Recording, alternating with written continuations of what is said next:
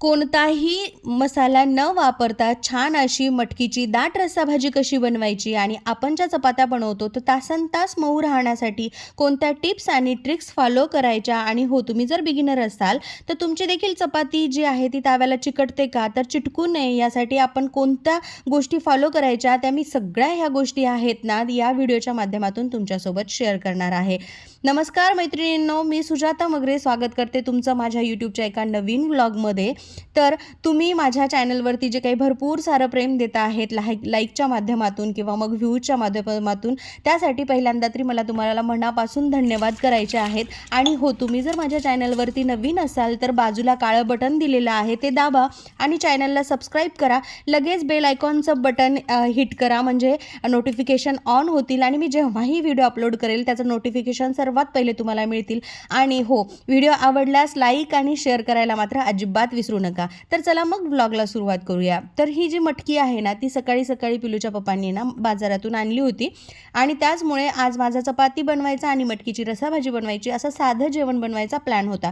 त्याचमुळे सुरुवातीला जी काही मटकी एक्स्ट्राची होती ती मी काढून ठेवली एका प्लेटमध्ये आणि जेवढ्या मटकीची मला रस्साभाजी बनवायची होती ती छान 2 पाण्यानंतर स्वच्छ धुवून घेतली. आणि आता बघू शकता तुम्ही की मटकीमध्ये मी पाणी किती घालत आहे. आता मला जेवढी रस्साभाजी बनवायची आहे ना मी त्यात एवढं पाणी घातलं आहे. आणि कुकरला मी यामध्ये ना थोडंसं आपली हळद असते ते हळद टाकायची आणि थोडंसं मीठ टाकायचं आणि कुकरला 1 शिट्टी काढून घ्यायची. त्याचमुळे जी काही मटकी मी स्वच्छ धुवून या कुकरला आता लावलेली आहे आणि आठवणीनं ना शिट्टी लावायची. बऱ्याच वेळा काय होते, घाई गडबडीमध्ये आपण शिट्टी लावायचं विसरून जातो. तर त्यामुळे काय करायचं, छान अशी शिट्टी लावून घ्यायची आणि कुकरमध्ये तर तुम्हाला सांगितलंच मी मीठ हळद वगैरे टाकून इकडे मी मटकी शिजायला ठेवलेली आहे. छान अशी हिरवीगार कोथिंबीर आणली होती आणि ती देखील मला निवडून ठेवायची होती. पण त्याआधी ना आज पिल्लूला ना सेकंड सॅटर्डेचं सुट्टी होती, त्यामुळे ना आम्ही आज लेट उठलो होतो आणि सकाळी आता भूक लागली होती. सो त्याच्यासाठी काय करायचं, तर पिलूच्या पप्पांनी इथे पाव पण आणले होते कारण की स्वयंपाकाला आता थोडासा उशीर होणार होता. आणि मग मी फ्रीजमधलं दूध वगैरे जे आहे ना ते काढून घेतलं आणि तुम्हाला दाखवते. हे दूध इतकं छान मिळते ना इथं की त्यावरती अशी भरपूर सारी साय येते. आणि रात्री जी काही आपण जेव्हा असं गरम करून ठेवतो ना दूध, म्हणजे असं थोडंसं कोमट ज्या वेळेला होते ना त्याच वेळा जे आहे ना ते फ्रीजमध्ये ठेवायचं दूध, म्हणजे ना त्यावरती जी साय आहे ना ती व्यवस्थित येते, अगदी म्हणजे भाकरीसारखी साय यावरती जमा होते. तर ही जेवढी काही भरपूर साय यावरती निघालेली आहे, तुम्ही बघू शकता किती साय निघालेली आहे. तर ही सगळी साय ना मी एका डब्यामध्ये ना काढून ठेवते फ्रीजमध्ये. आणि 15 ते 20 दिवस जर झाले, छान साय अशी जमा झाली, तर त्यामध्ये थोडंसं दही टाकायचं आणि त्यानंतर त्याचं छान असं रवाळ तूप बनवून घ्यायचं. तर तूप मी घरगुती पद्धतीने कशी बनवते आणि कोणत्या टिप्स आणि ट्रिक्स फॉलो करायच्या तूप बनवायच्या देखील आणि घरगुती पद्धतीनं छान असं रवाळ तूप कसं बनवायचं ह्याचा देखील व्हिडिओ जो आहे तुम्ही चॅनलवरती अपलोड केलेला आहे. जर तुम्हाला तूप बनवण्याची जे काही प्रोसिजर आहे ती बघायची असेल तर नक्कीच त्या व्हिडिओला ना एकदाचं व्हिजिट द्या. त्यानंतर आता इथे सुरुवातीला मला चहा बनवायचा होता. सोसायटीची जी काही चायपत्ती आहे ना ते मी वापरते. तुम्ही कोणती चायपत्ती वापरता हे प्लीज मला कमेंटमध्ये सांगा.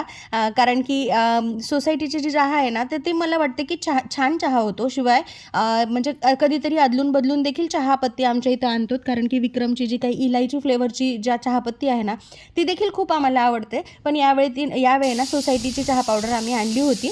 आणि इकडे कुकरची ना शिटी म्हणजे 1 शिटी मला काढून घ्यायची होती तुम्हाला सांगितलं ना, तर ती छान अशी 1 शिटी झाली होती.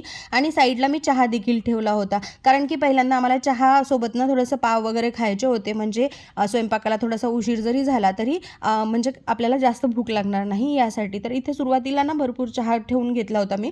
आणि कसं असते माहिती आहे का, पाव जेव्हा आपण खातो ना, पाव असतील किंवा ब्रेड असतील तर त्यावेळी थोडासा भरपूर चहा लागतो. इव्हन आपल्याला जेव्हा बिस्किट किंवा मग टोस्ट वगैरे खायचं असेल तर चहा भरपूर लागत नाही, पण पाव असलं की चहा खूप लागतो. त्यामुळे ना इथे चहा मस्तपैकी आमच्या तिघांसाठी मी ठेवला होता, माझ्यासाठी, पिल्लूसाठी आणि पिल्लूच्या पप्पांसाठी. सो आता पिल्लूला खाण्यासाठी चहा ना कपामध्ये जर दिलं लहान लेकरांना तर त्यांना ते व्यवस्थित खाता येत नाही, म्हणून पिल्लूसाठी मी ते एका वाटीमध्ये ना चहा ओतला. त्यानंतर इथे माझ्यासाठी आणि पिल्लूच्या पप्पासाठी मात्र मी ना कपामध्ये चहा ओतून घेतला. आता आम्हाला लगेच नाश्ता करायचा होता आणि नाश्ता करून परत मला स्वयंपाकाकडे यायचं होतं, कारण की मग एखादी तास तर लागतोच, आपला स्वयंपाकामध्ये जातोच. तर त्यामुळे ना म्हटलं आधी हे खावावं आणि मग त्यानंतर आपण स्वयंपाक करावा. सो इथे छान असे फ्रेश पाव आणले होते आणि तुम्हाला म्हणजे म्हणजे कसं माहिती का, असे पाव वगैरे ना कधीतरी खायला काही हरकत नाही. मला माहिती आहे हे खाणं चांगलं नाही आहे मैद्याचं, पण कधीतरी हरकत नाही. म्हणून आज ना मात्र असाच बेत होता, सिंपलसा असा बेत होता. छान फ्रेश पाव होते, त्यामुळे इथे ना मी आणि पिल्लू ना मस्तपैकी चहा पावचा नाश्ता करायला घेतला होता. त्यानंतर सुट्टीच्या दिवशी असं काहीतरी लेकरांना चेंज देखील पाहिजे ना, कारण की बऱ्याच वेळा आपण इडली, डोसा, ढोकळा हे तर बनवतच असतो, पण कधीतरी त्यांच्याही मनासारखं द्यायचं म्हणून ह्या सगळ्या गोष्टी ज्या आहेत ना, कधीतरी आपण त्यांच्या मनासारखं देखील फॉलो करायला पाहिजे. त्यानंतर आता पिल्लूचे पप्पा काय आमच्यासोबत जॉईन झाले नाही, म्हणजे ते पलंगावरती बसून नाश्ता त्यांचा करत होते आणि मी आणि पिल्लू, म्हणजे पिल्लू आता टी व्ही बघत होता, त्यामुळे त्यांना काय टी व्हीवर बघते तेच आपल्याला बघणं कंपल्सरी आहे. म्हणून पिल्लूसोबत जी काही नाश्ता करेपर्यंत टी व्ही मी बघून घेतली आणि त्यानंतर कुकर मी साईडला काढून ठेवलं होतं थंड होण्यासाठी आणि ते थंड झाल्याच्यानंतर कुकर ओपन केलं. कधीही प्लीज घाई अशी करू नका की कुकरमध्ये जर हवा असेल तर मग गरम गरम ओपन कुकर करण्याचा जो काही चूक आहे ना ती करायची नाही, तुम्ही कधीच करू नका, कारण की मग त्यातलं जे काही गरम पाणी आहे ना तर आपल्या अंगावरती येण्याची दाट शक्यता असते, त्यामुळे तुम्ही अशी चूक करू नका. त्यानंतर आता मटकी तर छान अशी शिजून झाली होती, पण त्यासाठी एकदम कमी वाटण कसं घ्यायचं, म्हणजे काय काय वाटण मी आता वाटण बनवणारच आहे. तर अजिबात मसाला न घालता ही भाजी कशी बनवायची हे मी तुम्हाला यामध्ये सांगणार आहे. तर सुरुवातीला ना अद्रक आणि लसूणची पेस्ट मी इथं वाटून घेतली आणि त्यानंतर एका मिक्सरच्या भांड्यामध्ये ना एक कांदा घेतलेला आहे. आता तो बारीक चिरून घ्यायचा आणि यामध्ये ॲड करायचा आणि फक्त म्हणजे कमी आणि असं खाल्ल्यानंतर काय होते की बऱ्याच जणांना ॲसिडिटीचा प्रॉब्लेम होतो मसाला खाल्ल्यामुळं. तर यामध्ये कुठलाही मसाला नाही आहे, त्यामुळे तुम्ही अशा पद्धतीने जे आहे ना भाजी बनवू शकता. एक कांदा घेतलेला आहे, त्यानंतर टोमॅटो घेतलेला आहे, छान अशी हिरवीगार जी काही कोथिंबीर आहे ना ती मी छान निवडून घेतली, धुवून घेतली आणि ती या मिक्सरच्या भांड्यामध्ये टाकलेली आहे. आता मला याला ना मिक्सरला फिरून घ्यायचं होतं, म्हणजे एकदा असं छान त्याचं वाटण तयार झाल्यानंतर ना भाजी एकदम दाटसर होते आणि आपण मसाला घातला जरी नाही ना तर त्याचा असा काही परिणाम दिसत नाही, म्हणजे अगदीच मटकी वेगळीकडे आणि रस्सा वेगळीकडे असं काही होत नाही. त्यामुळे हा जो मसाला आहे ना ते छान असा बारीक मिक्सरमधून वाटून घ्यायचा. तर तुम्ही बघू शकता हा मसाला ना छान असा बारीक झालेला आहे. तर याचीच आपल्याला ग्रेव्ही बनवायची आहे आणि त्यानंतर जी काही मटकी आहे ना यामध्ये ॲड करायचं आहे. तर 2 माप तेल जे आहे 2-2.5 माप तेल आहे ते मी या कढईमध्ये ओतून घेतलं आणि त्यानंतर जो काही मी मिक्सरला आत्ताच वाटून घेतलं होतं, म्हणजे कांदा, टोमॅटो आणि कोथिंबीर, तर हे जे वाटण आहे ना ते तेलामध्ये छान असं फ्राय करून घ्यायचं आणि हे जे छान म्हणजे तेल सुटेपर्यंत फ्राय करून घ्यायचं, कारण की आपण सगळं कच्चं वापरलेलं आहे ना यामध्ये. बऱ्याच वेळा जर तुम्हाला फार घाई असेल आणि असं फ्राय करण्यासाठी टाईम नसेल तर त्यावेळी तुम्ही कांदा आणि टोमॅटो जे आहे ना ते भाजून देखील घेऊ शकता. एक 5 मिनिटं आपल्या कढईमध्ये भाजून घ्यायचं आणि त्यानंतर ग्रेव्ही बनवायची, जशी आपण पनीरच्या भाजीला बनवतो ना त्याच प्रकारे. पण इथे मला एवढं म्हणजे जे काही कच्चं होतं ना मी तेच घेतलं, कारण की म्हटलं की चला तेलामध्ये आपल्याला ते व्यवस्थित पुन्हा फ्राय करायचंच आहे म्हणून. तर इथे बघू शकता तुम्ही छान असं कांदा टोमॅटोचं आणि कोथिंबीरचं जे काही वाटण आहे ना मी यामध्ये टाकलं आणि छान असं ना परतून घेते, म्हणजे जेव्हा हे खमंग भाजलं ना तर त्यानंतर ना भाजीची छान चव येते.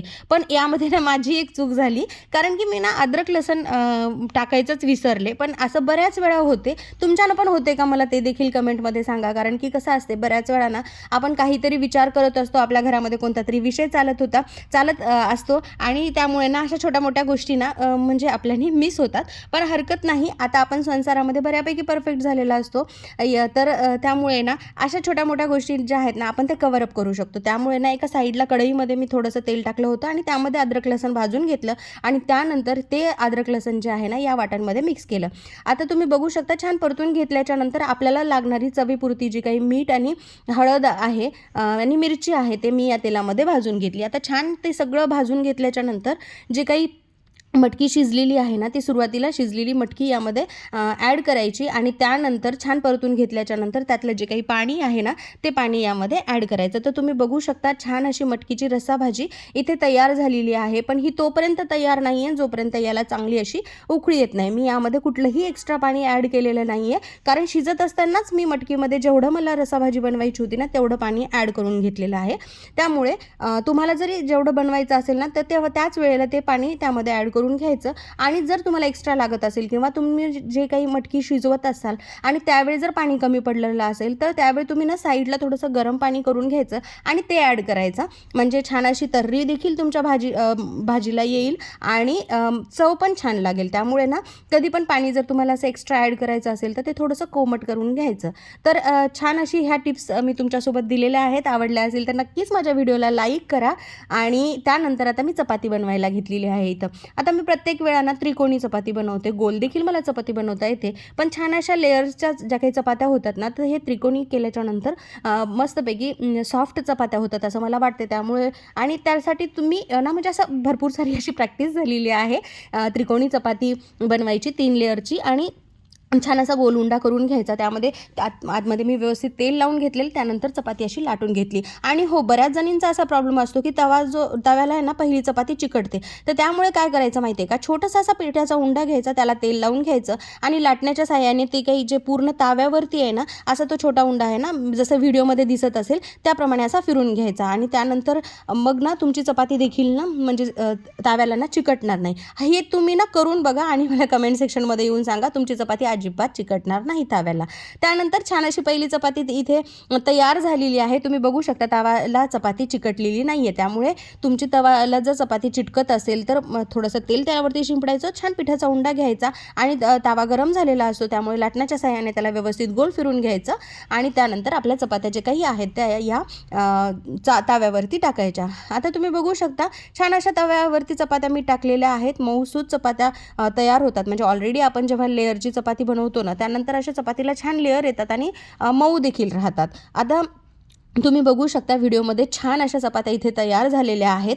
पण मला तुम्हाला एक सांगायचं आहे, जेव्हाही आपण चपाती सगळीकडून भाजून घेतो त्यानंतर ताव्यावरती जेव्हा काढतो ना तर त्यावेळी ती असं करून घ्यायचं आणि हो हळूवारपणे काढून घ्यायचं. कारण की ना म्हणजे तशी जर चपाती केली ना तर ती तासनतास मऊ राहते, कारण की तेव्हा चपातीतली जी काही वाफ आहे ना ती निघून जाते. पण करत असताना याची प्रॅक्टिस मात्र तुम्हाला पाहिजे बरं का, नाहीतर उगीच घाई गडबडीमध्ये करायला गेलं तर दुखापत होईल किंवा मग पोळण्याची जास्त शक्यता असेल. आता मला ह्या गोष्टीची प्रॅक्टिस झालेली आहे आणि तुम्ही देखील या गोष्टीची प्रॅक्टिस केली ना तर ते सहज येऊ शकते. असं काही त्याच्यामध्ये फार असं रॉकेट सायन्स नाही आहे. त्यानंतर आता याच प्रमाणे जे आहे ना मी सगळ्या चपात्या करून घेते आणि तुम्हाला मी परत एकदा दाखवते ही टिप्स कशी आहे.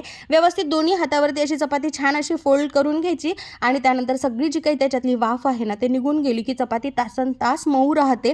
मग तुम्ही टिफिनला देखील नेऊ शकता आणि सकाळी जरी चपाती केली असेल ना तर म्हणजे अगदी संध्याकाळपर्यंत किंवा उद्या सकाळपर्यंत देखील अशा पद्धतीने जर तुम्ही केले ना तर तुमची चपाती ना एकदम मऊ राहते. या गोष्टीची शाश्वती मी देते, कारण की मी जेव्हाही चपाती बनवते त्यावेळी ती ना मी असं त्यातली जी काही वाफ आहे ना ती हाताने काढून घेते. तर त्यामुळे असंच तुम्हीही करा. करत असताना थोडंसं काळजीपूर्वक करा. त्यानंतर एकदा प्रॅक्टिस झाली की तुम्हाला हे सहज जमेल. त्यानंतर छान अशी मटकीची रस्साभाजी इथे तयार झालेली आहे. आता आम्हाला जेवायचं होतं आणि त्यानंतर इथे सगळ्यांना ताट वाढून घ्यायला मी घेतलं होतं. त्यानंतर छान अशी मटकीची रस्साभाजी ताटामध्ये वाढली. चपाती मस्त गरम गरम चपाती ताटामध्ये वाढून घेतली. आणि हो, आता कसं असते माहिती आहे का, जेवणामध्ये जर सलाड